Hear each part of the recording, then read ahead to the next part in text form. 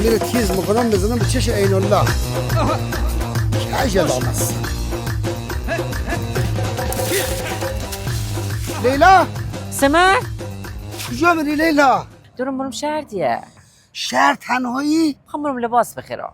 لباس تنهایی بخری؟ ها دیگه. با چی میخوای بری؟ با وانت مشغول بون. وانت مشغول بود؟ نه ما نمیذارم با وانت مشغول بود بری، ما خودم مبارمت. تو میگه وسیله داری. خب سمر چرا وسیله دارم؟ تو پارکینگ وسیلت کجا؟ پارکینگت کجا بوده بیا سمر؟ نشونت بدم.